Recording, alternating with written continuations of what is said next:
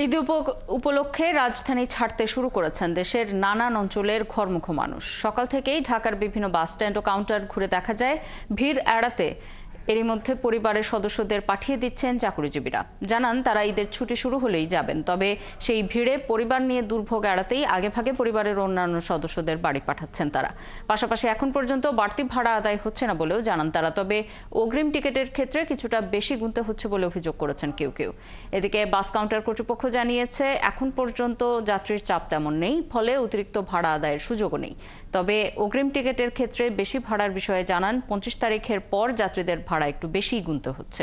সেক্ষেত্রে নন এসিতে সবশেষ স্টেশনের ভাড়া আদায় করছেন তারা। অপরদিকে এসি বাসে বর্তমান ভাড়ার চেয়ে গুনতে হচ্ছে ৩ থেকে ৪০০ টাকা বেশি।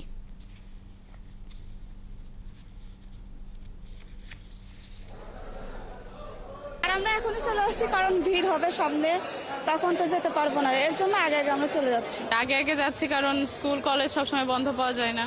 এখন যেহেতু ছুটি পাওয়া গেছে একদিনে দ্রুতই চলে যাচ্ছি বাবা মায়েদের সাথে বেশি সময় কাটানোর জন্য। বাংলাদেশ সরকার বিআইটি অনুমোদিত, দেশে সেনাবাহিনী নিয়োগ আছে, পরিবহন শ্রমিক মালিক তারা নিয়োগ আছে, শ্রমিক ইউনিয়নের নেতারা আছে, মালিক সমিতি আছে এবং ঢাকার বিআইটি অনুমোদিত ভাড়ার চার্জ ছাড়া 1 টাকা বেশি নেওয়ার মতো কোনো ক্ষমতা নাই। ঈদ যাত্রার আগাম টিকিট বিক্রির আরো খবর নিয়ে কল্যাণপুর বাস টার্মিনাল থেকে আমাদের সাথে যোগ দিচ্ছেন সহকর্মী মাইনুল মারুফ। মাইনুল, আপনি যেখানে আছেন সেখানে অতিরিক্ত বাস ভাড়া আদায় হচ্ছে কিনা জানাবেন, এবং বাস ভাড়া নিয়ে যাত্রী আর কাউন্টার কর্মীরা কি বলছেন?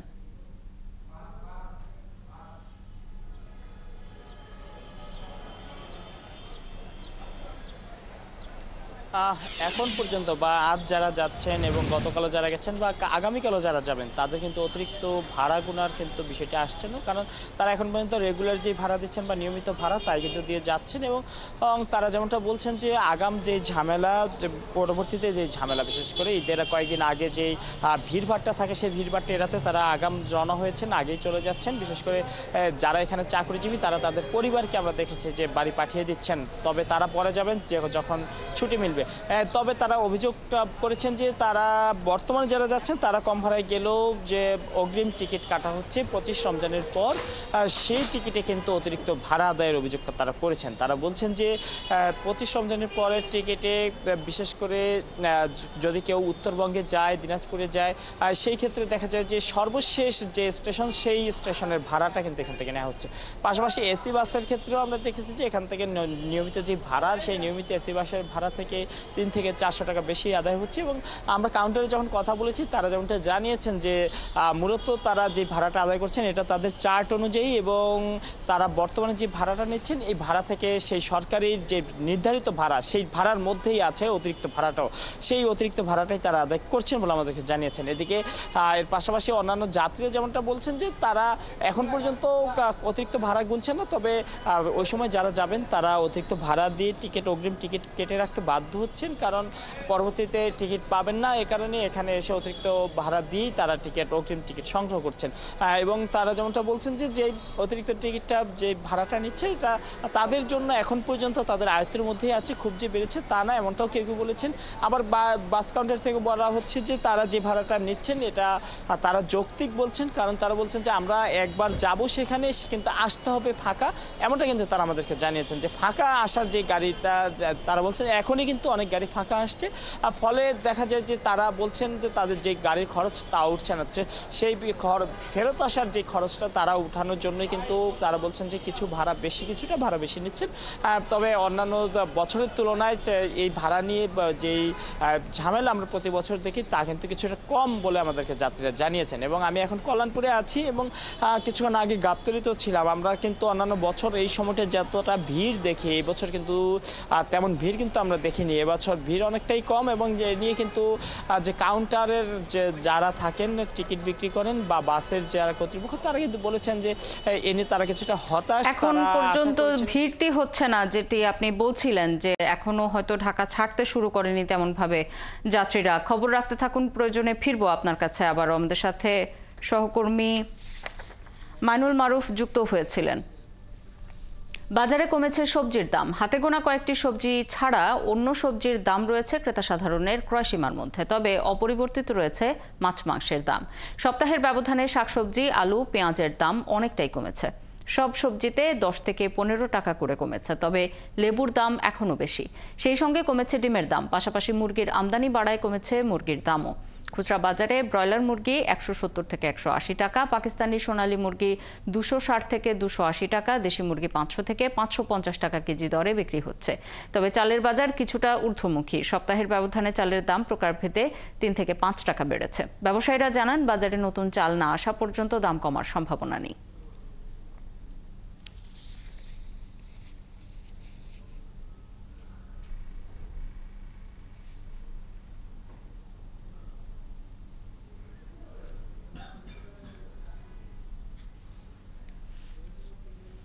বাজারের আরো খবর নিয়ে কারওয়ান বাজার থেকে যুক্ত হচ্ছেন সহকর্মী ফয়সাল রয়েল। রয়েল, সামনে তো ঈদ এবং সাপ্তাহিক ছুটির দিন আজকে, বাজারের পরিস্থিতি কেমন দেখছেন? কোন কোন পণ্যের দাম এই সপ্তাহে বাড়তি?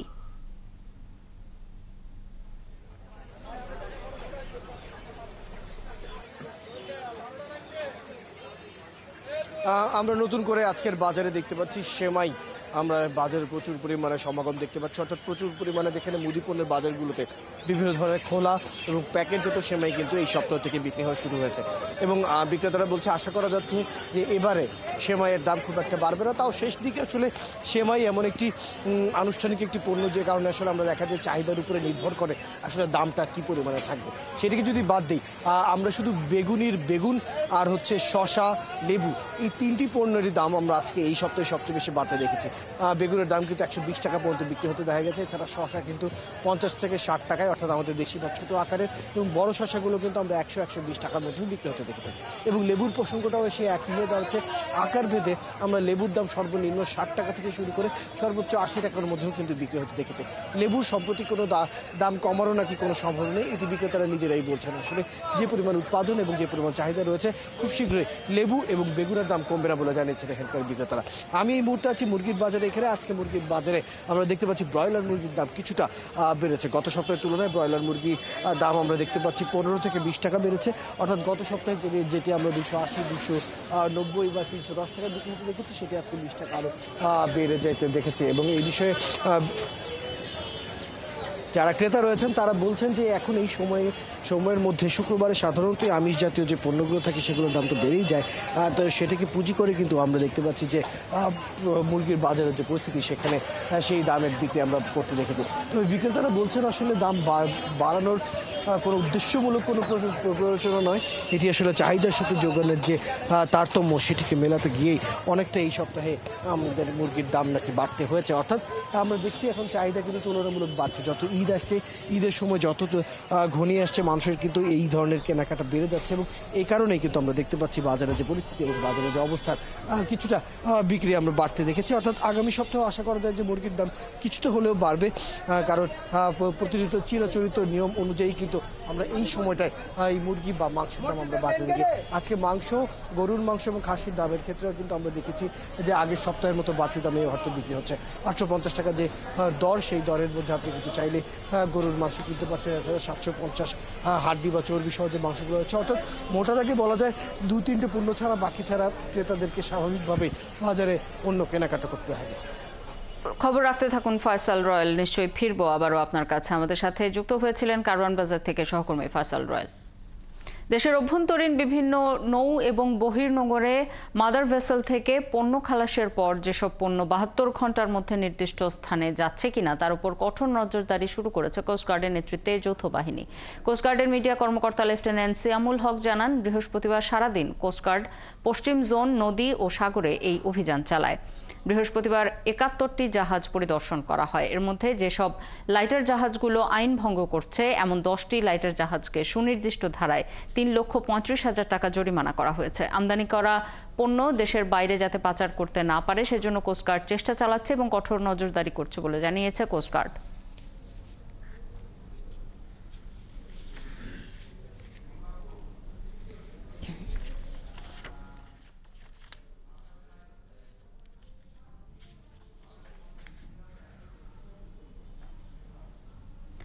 কুড়িগ্রামে হঠাৎ করে দাম কমে যাওয়ায় বিপাকে পড়েছেন আলু চাষিরা। জেলার হিমাগারগুলোতে আলু সংরক্ষণের জন্য হুমড়ি খেয়ে পড়েছেন তারা। তবে হিমাগারের ধারণ ক্ষমতার চেয়ে কয়েক গুণ বেশি আলু উৎপাদন হওয়ায় চাহিদা অনুযায়ী আলু নিতে পারছেন না হিমাগার কর্তৃপক্ষ। রাজু মুস্তাফিজের তথ্য ও ছবিতে প্রতিবেদন। হিমাগারের বাইরে আলু বোঝাই ট্রাকের দীর্ঘ সারি, কেউ বস্তার উপরেই পার করছেন অলস সময়। ব্যবসায়ীরা জানান ৫-৬ দিন ধরে অপেক্ষা করেও আলু হিমাগারে রাখতে না পেরে হতাশ হয়ে পড়েছেন অনেকেই। শঙ্কা প্রকাশ করছেন দীর্ঘ সময় প্রচণ্ড গরমে নষ্ট হতে পারে ট্রাকে রাখা আলু। আলু তো নেয় না, সারাদিনকে কামাই আমার এটাই শেষ। এই গাড়ি বলে আজকে যাইতে বলে আলুটা না হলে নাও যেতে পারে। তো আসিও না আমরা দেখি না বস্তালে দেখি। কৃষকরা জানান এবার আলুর ফলন ভালো হলেও দাম কম। কেজিতে ২০ থেকে ২৫ টাকা খরচ হলেও বিক্রি হচ্ছে অর্ধেক দামে। তাই পরবর্তী সময় ভালো দাম পেতে সবাই হিমাগারে আলু রাখতে ব্যস্ত হয়ে পড়েছেন। জমির দাম বেশি, বীজের দাম বেশি। জমি হলো ৪০,০০০ ৪৫,০০০ একর, বীজের কেজি ১২০ টাকা, সার ১২০০, সার কিনলো ১৫০০ ১৬০০ টাকা। এখন সেই আলু এখন আমাদের মাঠে ১১ টাকা ১২ টাকা। এখন থেকে গাড়ি ভাড়া ৫০ টাকা দিয়ে আনছি, মানে এখানে মানে পর জায়গা নেই, মানে গাড়ি ভাড়া আবার ডবল দিতে হবে। তাহলে হিমাগার কর্তৃপক্ষ বলছে ধারণ ক্ষমতার চেয়ে কয়েক গুণ বেশি আলু উৎপাদন হওয়ায় চাহিদা অনুযায়ী আলু নিতে পারছে না তারা। ৬৫ কেজি হিসাবে ধারণ ক্ষমতা হলো ১,৬৫,০০০। এর মধ্যে ১,৪৫,০০০ প্লাস আমাদের আলু চলে আসছে। এখন যে অবস্থা, বাহিরে যত গাড়ি দাঁড়ায় আছে দেখতেছেন, আমাদের ভিতরেও কিছু গাড়ি আছে। আমরা পর্যায়ক্রমে নামার চেষ্টা করতেছি, কিন্তু ক্যাপাসিটির ঊর্ধ্বে নয়, ক্যাপাসিটির মধ্যেই থাকার চেষ্টা করবে। কুড়িগ্রামে এবার ৮,১০০ হেক্টর জমিতে আলুর আবাদ হয়েছে, যা লক্ষ্যমাত্রার চেয়ে ১ হেক্টর বেশি। আব্দুল্লাহ মামুন, ৭১। মিরপুর এলাকায় অভিযান পরিচালনা করছে ভোক্তা অধিকার সংরক্ষণ অধিদপ্তর। অভিযানের খবর রাখছেন সহকর্মী নিবিড় সাহা। যুক্ত হচ্ছি তার সাথে। নিবিড়, কি নিয়ে অভিযান চলছে? এখন পর্যন্ত কতজনকে জরিমানা করা হলো এবং অভিযানের সবশেষ কি তথ্য আপনার কাছে আছে?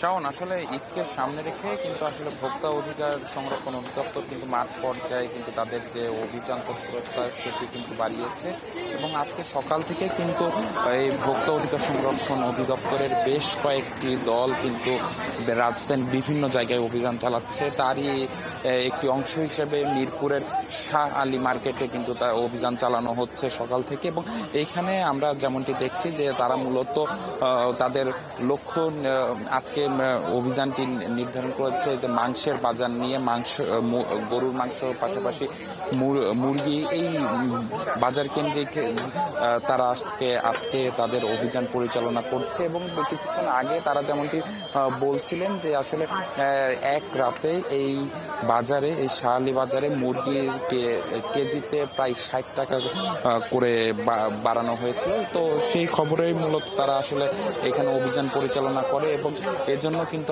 তারা ২টি দোকানে জরিমানা করেছেন তারা।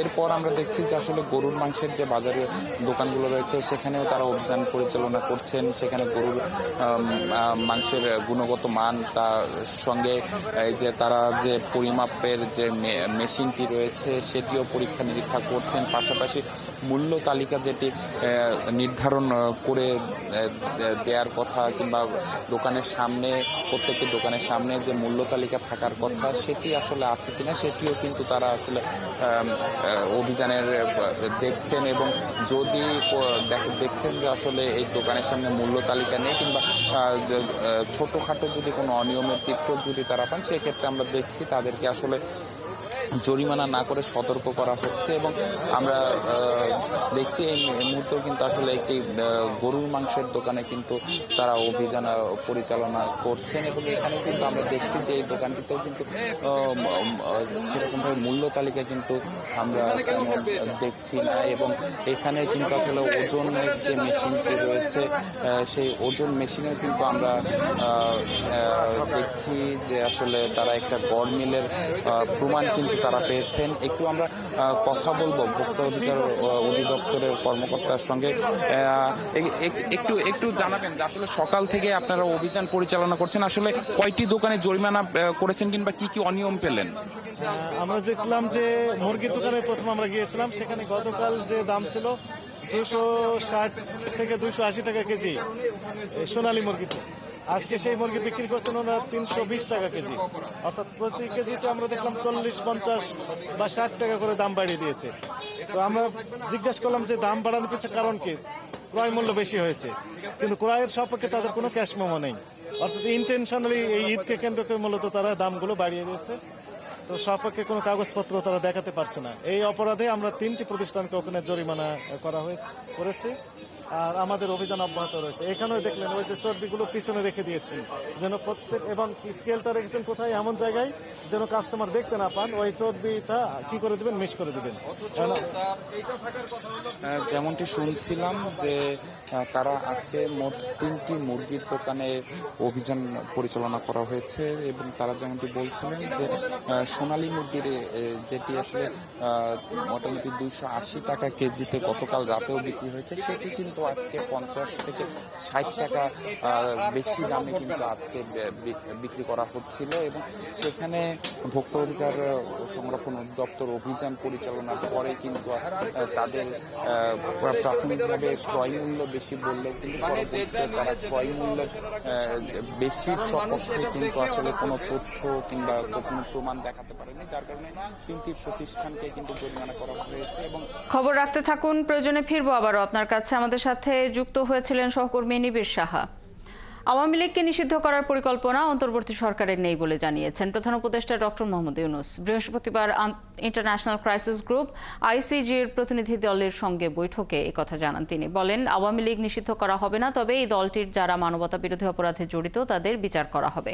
এ সময়ে নির্বাচন বিষয়ে তিনি বলেন, 2টি সময়সীমা ঠিক করা হয়েছে, এই সময়সীমার বদল হবে না, তবে রাজনৈতিক দলগুলো নির্বাচনের আগে সীমিত সংখ্যক সংস্কার চাইলে ডিসেম্বরেই নির্বাচন, আর যদি পরিপূর্ণ সংস্কার চাওয়া হয় তাহলে আগামী বছর জুনের মধ্যে নির্বাচন।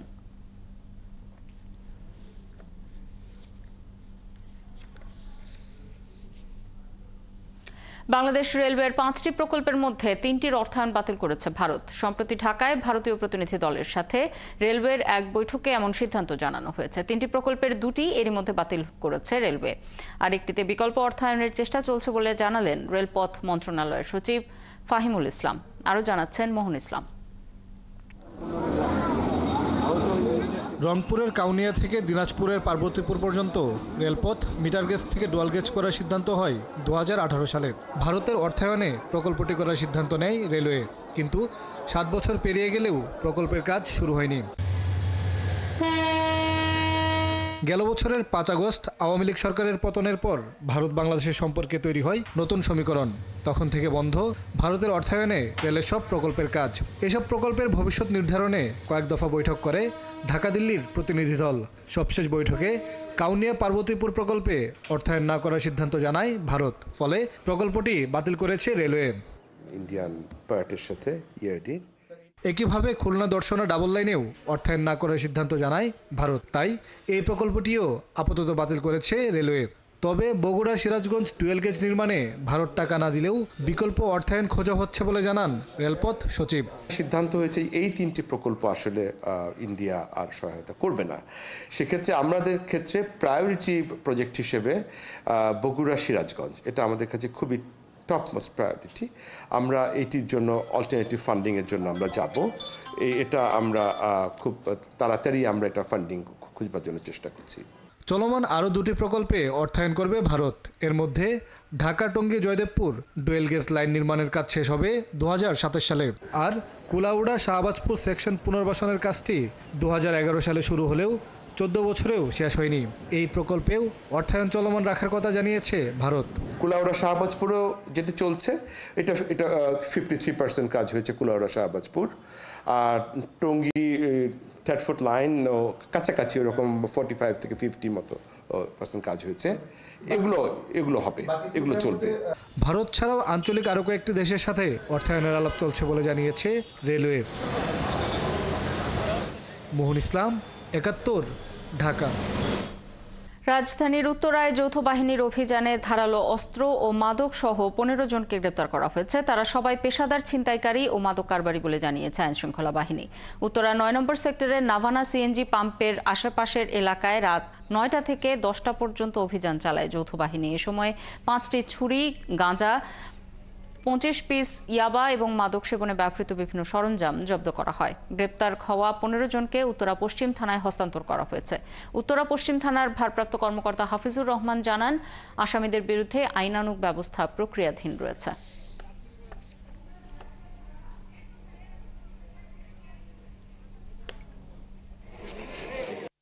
অভিযানে মোট 15 জন গ্রেপ্তার হয়েছে এবং ইয়াবা উদ্ধার হয়েছে কিছু এবং গাঁজা উদ্ধার হয়েছে। এছাড়াও 3টি ধারালো অস্ত্র উদ্ধার হয়েছে, দেশীয় অস্ত্র।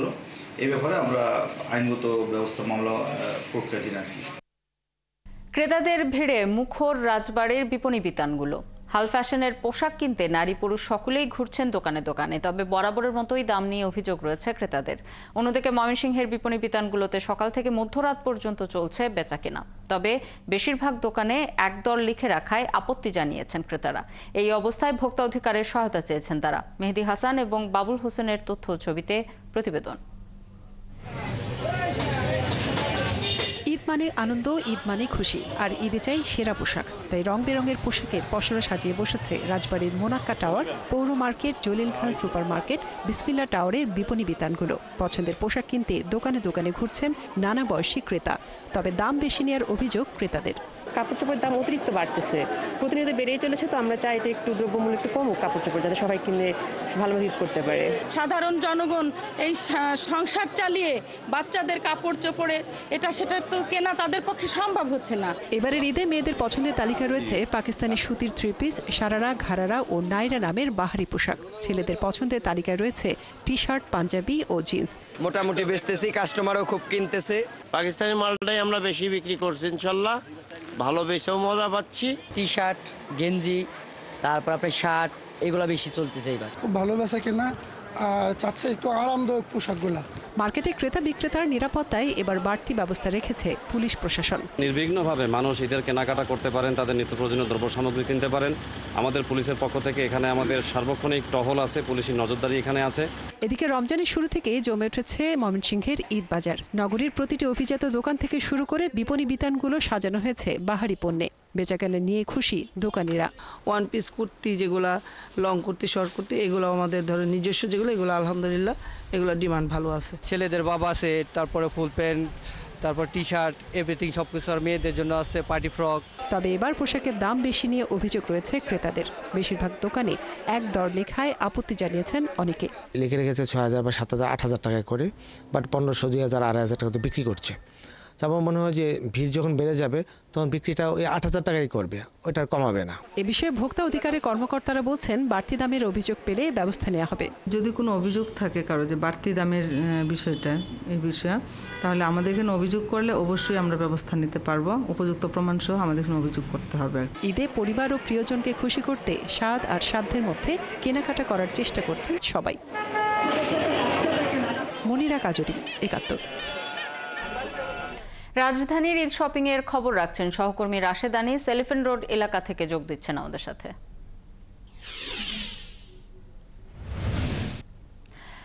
রাশেদ, ঈদের কেনাকাটায় ভিড় কেমন দেখছেন এলিফ্যান্ট রোড এলাকায়, এবং দাম নিয়ে ক্রেতা বিক্রেতাদের বক্তব্য কি?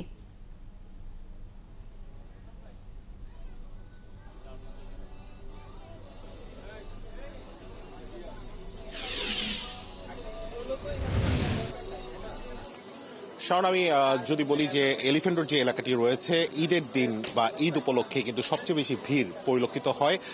ব্যতিক্রম নয় কিন্তু আজও, যদিও এখন আসলে জুমার সময়, আর অল্প কিছুক্ষণের মাঝে জুমার নামাজ শুরু হবে, কিন্তু আমরা দেখছি, আমি এখন যেখানে দাঁড়িয়ে রয়েছি এলিফ্যান্ট রোডের ইজি শপে, এবং সেখানে কিন্তু আমি দেখছি যে অসংখ্য মানুষ কিন্তু আসলে ভিড় করছেন, হয়তোবা উপচে পড়া ভিড় না। আমি যখন হচ্ছিল এখানে বিক্রেতা যারা রয়েছেন তাদের সাথে কথা বলছিলাম, তারা কিন্তু বলছিলেন যে বিকেল বা সন্ধ্যা নাগাদ কিন্তু এখানে উপচে পড়া ভিড় হয় এবং দাঁড়ানোর পর্যন্ত ঠাঁই থাকে না। মূলত আজ কিন্তু 20 রমজান, অর্থাৎ রমজান মাসের 3য় শুক্রবার, এরপর কিন্তু আর একটি মাত্র শুক্রবার থাকবে এবং সেই অনুযায়ী কিন্তু সকাল থেকে আমি ভিড় দেখছি। ফুটপাতের দোকানগুলোতেও জুমার পর ভিড় হবে, সেটি বলাই যায়। আমরা দেখছি যে ফুটপাতের দোকানগুলোতেও কিন্তু অনেকে কিনছেন। এখন মূলত যেখানে আছেন সেখানেও কিন্তু আপনি দেখছেন যে অনেক ক্রেতা কিন্তু ভিড় করছেন। আমি যদি একটু চিত্রটি আপনাকে দেখানোর চেষ্টা করি, যে আমি ঠিক যেখানে দাঁড়িয়ে রয়েছি সেখানে কিন্তু অনেক বেশি পরিমাণে ভিড় পরিলক্ষিত হচ্ছে। আমি দু একজন ক্রেতা যারা, তাদের সাথে যদি একটু কথা বলার চেষ্টা করি, যদি আপনার সাথে কথা বলি, আপনি যদি একটু বলবেন আমাদের যে কি কিনতে আসছেন। মূলত এখানে ঈদের শপিংটা করতে আসছি, নিজের জন্য, বাসার জন্য, সবার জন্য, ওভারঅল ফ্যামিলির জন্য। কি কিনবেন? আমি আমার জন্য পাঞ্জাবি নিছি, একটা শার্ট নিব, প্যান্ট দেখছি, আর ফ্যামিলির জন্য, আব্বুর জন্য পাঞ্জাবি, এইগুলাই। সবসময় কি এখান থেকে কিনেন? হ্যাঁ, মোটামুটি সবসময় এখান থেকেই কিনি। আমি যদি একটু দেখানোর চেষ্টা করি, সকাল সময় বলছিলাম, এবং সেই সকাল সময় অনুযায়ী কিন্তু দেখছেন যে ক্রেতা সংখ্যা কিন্তু এখানে কম নয়। আমি একজনকে দেখছি যে বাবা ছেলে হয়তো একসাথে এসেছেন। আমি আপনার সাথে কথা বলবো। আপনি শপিং করেও ফেলেছেন দেখছি, দাম কেমন দেখছেন, কি কিনেছেন? হ্যাঁ, আমি আজকে একটু জুমার দিন এই হিসেবে একটু সকাল সকাল চলে আসছি ছেলেকে নিয়ে।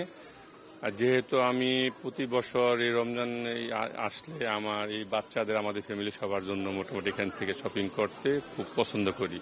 এখানে জিনিসগুলো ভালো, তাই দাম কেমন? দাম মোটামুটি এখান থেকে রিজনেবল আছে এখন, এবং মানও ভালো এখানকার। এই জন্য বাচ্চার জন্য সকাল সকালে এখান থেকে 2টা শার্ট নিলাম, আর কিছু দেখবো, তারপরে ইনশাল্লাহ চলে যাব জুমার দিন। পরিবারের জন্য কিনবেন। আমি যদি একটু জানতে চাই আপনাদের কারো কাছ থেকে, আপনারা আসলে পাঞ্জাবি থেকে শুরু করে অন্যান্য যে সমস্ত ঈদের প্রোডাক্ট রয়েছে সেগুলোর দাম কেমন রাখছেন? আমাদের রিজনেবল প্রাইসের ক্ষেত্রে ইজি ব্র্যান্ড সবার কাছে খুবই জনপ্রিয়, সেটাতে আমরা জানি। তার মধ্যে আমরা হচ্ছে যে প্রাইসগুলো জানি সেগুলো হচ্ছে আপনার, মানে আমাদের স্টার্টিং প্রাইসটা পাঞ্জাবির ক্ষেত্রে রাখা হয়েছে 1980 টাকা, বুঝতে পারছেন? এরপর হচ্ছে আমাদের পাঞ্জাবি 1980 থেকে স্টার্ট হবে। আমাদের হাইস্ট পাঞ্জাবির রেটটা খুবই রিজনেবল, 2880 টাকা। এর মধ্যে আমাদের ক্যাজুয়াল শার্ট আছে, যেটা খুবই একেবারে কাস্টমার নাগালের মধ্যে রয়েছে, যেটার দাম হচ্ছে 1600 টাকা থেকে শুরু করি আর কি। তো একেবারে বলতে গেলে কাস্টমারের মানে রিজনেবল প্রাইসটা একেবারে 1600 টাকা থেকে 2800 টাকার মাঝে। এবং আমরা কিন্তু দেখছি যে সকালের সময় অনুযায়ী শাওন, এখন কিন্তু অনেক ক্রেতাদের দেখছি যারা এসে ভিড় করছেন, এবং আশা করা যায় যে জুমার নামাজের পর ক্রেতাদের উপচে পড়া ভিড় হবে এলিফ্যান্ট রোডে যে স্টলগুলো রয়েছে সেগুলোতে। শাওন।